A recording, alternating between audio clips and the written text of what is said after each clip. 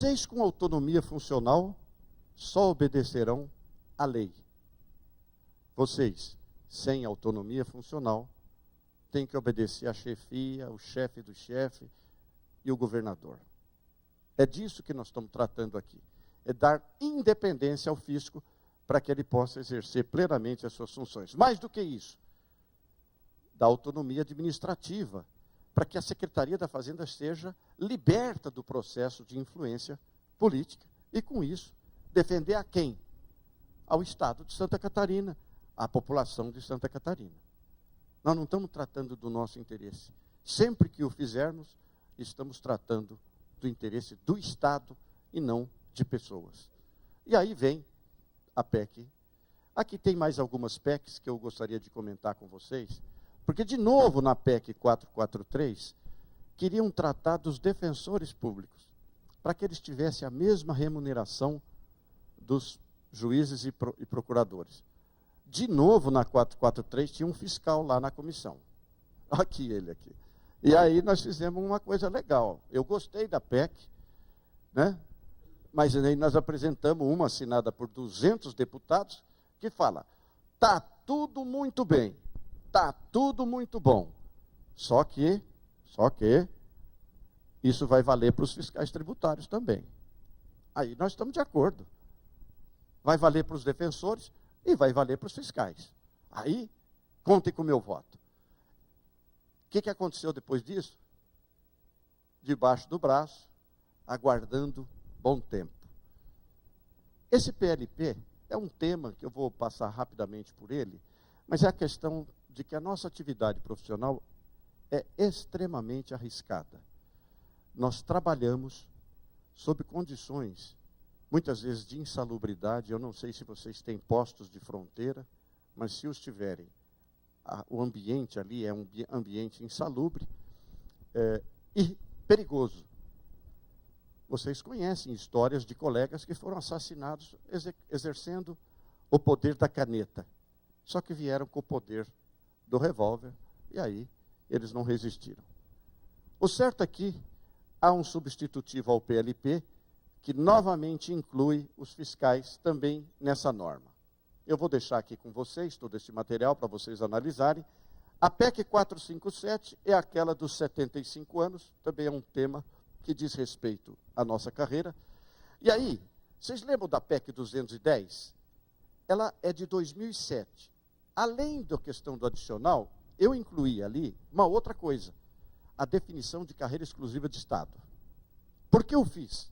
Porque a emenda 19 de 1998 disse que nós podemos ser demitidos por excesso de despesa com pessoal. É um escândalo. Agentes do fisco hoje podem ser demitidos, exceto se ele fosse considerado carreira exclusiva de Estado. Parece brincadeira. A Constituição já fala que nós somos essenciais ao Estado, ao funcionamento do Estado. Já fala, mas não tem a definição. Esse projeto nosso é para dizer isso. E por que projeto de lei? Porque ele tem um quórum menor do que a PEC 210. Lá nós precisamos de 308 votos. Aqui, a maioria simples no plenário.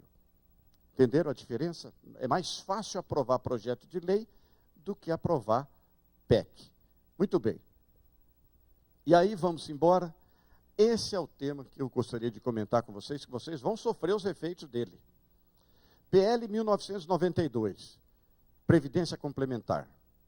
Lá no governo federal, os servidores lá do Fisco Federal, os auditores da Receita Federal do Brasil, que ingressarem agora, eles vão estar com a garantia apenas, e tão somente, 4 mil e poucos reais, que é o teto do INSS. Acima disso, os novos, ok? Acima disso, quem é que garante? Um fundo de direito privado. Vocês entenderam, os advogados aqui? É de direito privado. Confrontando o que diz a Constituição, que diz que tem que ter natureza pública, eles criaram um fundo de direito privado. Isso vai praticamente cortar pela segunda vez as carreiras. Então o Márcio vai até ficar feliz. Vai falar, pô, eu não estou nessa. Nessa eu não vou estar. Só que aqui em Santa Catarina, os ventos que bateram por lá estão batendo aqui. Alguns dirão, isso é coincidência. Não é coincidência. O poder econômico procura, através dessa medida, sequestrar os recursos previdenciários para seu uso e sua gestão. E a lei diz que não precisa ter resultado positivo o fundo. Entenderam o que eu estou falando? 30, 35 anos, os Citi da vida, os bancos internacionais, os bancos nacionais, vão gerir bilhões de reais dessa carreira e os seus integrantes não terão o direito legal de ter as suas aposentadorias. De repente, daqui 20 anos, como fizeram no Chile, estes fundos vão dizer para o governo, acabou o dinheiro. E agora? Isso pode acontecer, já aconteceu na América Latina, já aconteceu no Chile, já aconteceu na Argentina. Se isso acontecer no Brasil, o que esses países fizeram? Deram uma meia medida, deram alguma coisa para os prejudicados, para não virar uma revolução. Mas nunca a paridade duramente conquistada dos servidores brasileiros, que foi perdida na emenda 41 de 2003.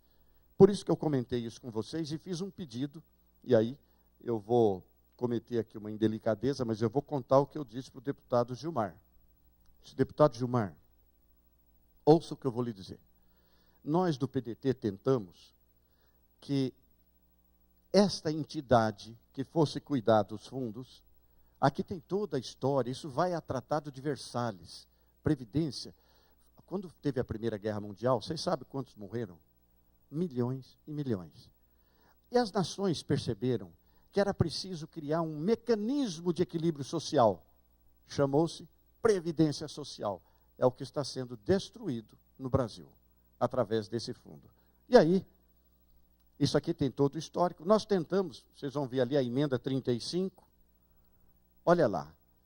Esses fundos, personalidade jurídica de direito público, esse é o pulo do gato. Por quê? Se a entidade que administra o fundo for de direito público, os seus integrantes terão direito de, no futuro, reclamar para o Estado de Santa Catarina os benefícios previdenciários, coisa que seria impossível se a entidade for de direito privado. Não há mais vínculo de responsabilidade entre o agente do Estado e o próprio Estado. Esse é o pulo do gato que eu pedi ao deputado Gilmar, que ele nos atenda e evite que os fundos a ser criado em Santa Catarina seja de direito privado.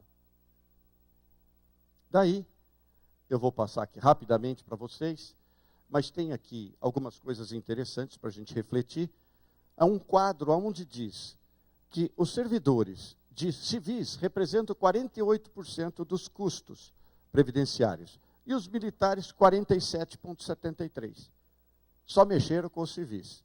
Nós precisamos compreender a história e tirar lições das suas informações.